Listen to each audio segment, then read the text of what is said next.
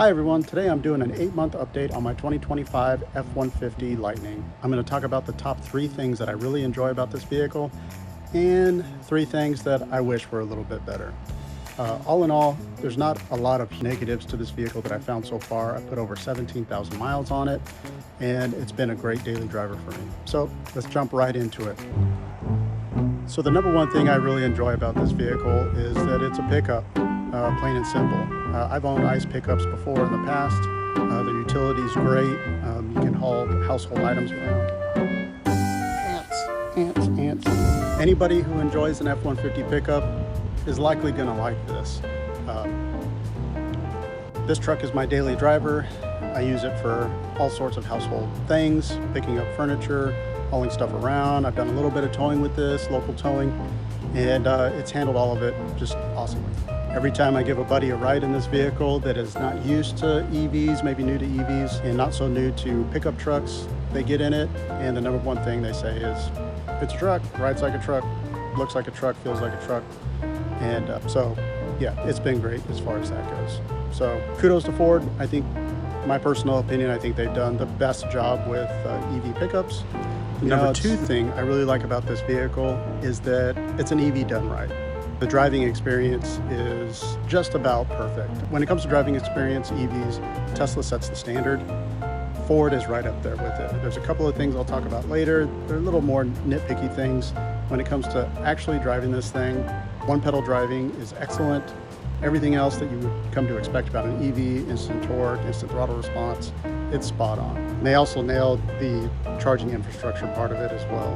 Who knows what this is going to look like in the future. What Ford has done so far with the Ford Pass app and integrating multiple networks into a single user experience is the way to go. It's the future. And I'm going to do a video later on that goes over the benefits of this network of networks, so to speak. But the driving experience of the Ford F-150, I think, is right up there with the best of EVs today. So the number 3 thing that I really like about this vehicle that was a bit of a surprise to me is the infotainment system.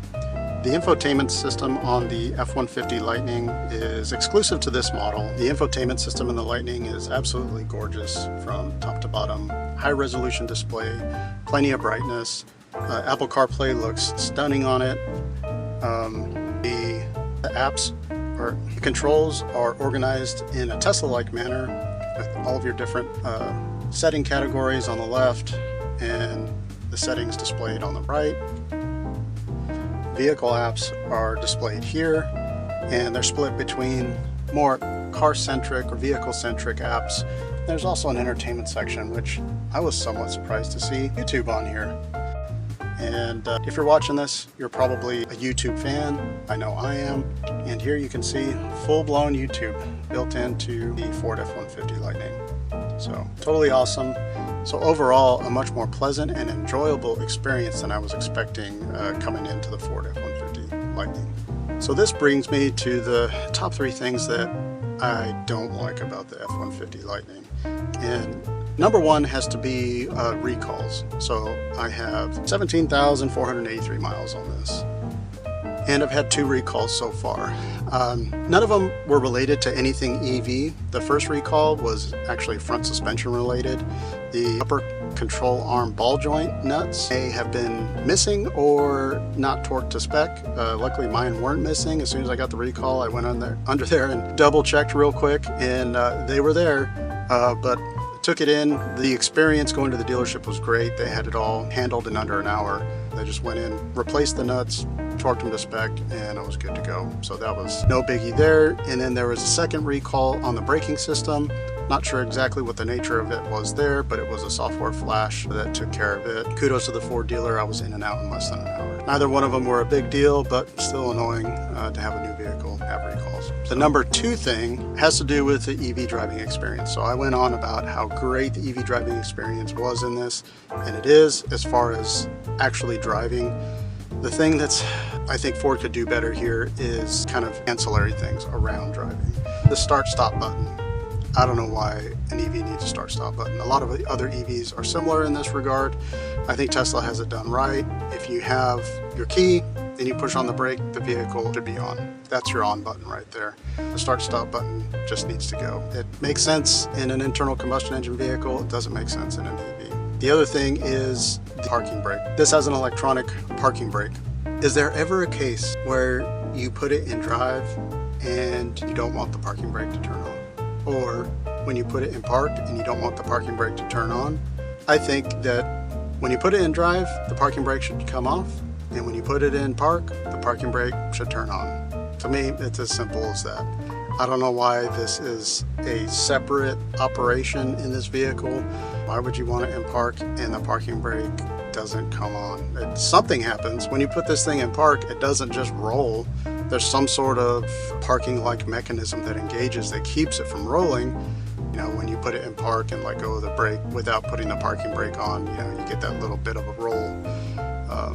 A similar thing happens here. And the last thing that I think is could be better, it's better on other EVs, is the DC fast charging speed. So yeah, I have 17,000 miles on this vehicle. I don't often charge it at a public charger. 99% of my charging is done at home. So this really isn't a factor 99% of the time. But those few times that I'm on a road trip and I'm going to a DC fast charger, just doesn't seem to be as fast as it could be, or at least as fast as other. Like my Tesla Model 3, it'll charge over 200 kilowatts easy. This thing seems to struggle to get to 150 most of the time. It's not a huge deal breaker for me. So there you have it. I could be really happier with this vehicle. I could be happier with phone as a key. Come on, Ford, phone as a key. Should be standard. Should be standard equipment I think in all vehicles moving forward. It's just, I don't know why we have to carry key fobs around. But anyway, I digress. That was the fourth thing on my list that I would really like to see in this vehicle, is phone as a key standard across the board. But anyway, overall, super happy with this vehicle. Again, 17,000 miles.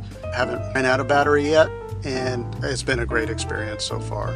Done some road tripping, done some hauling, done a little bit of towing. It's handled all of it great.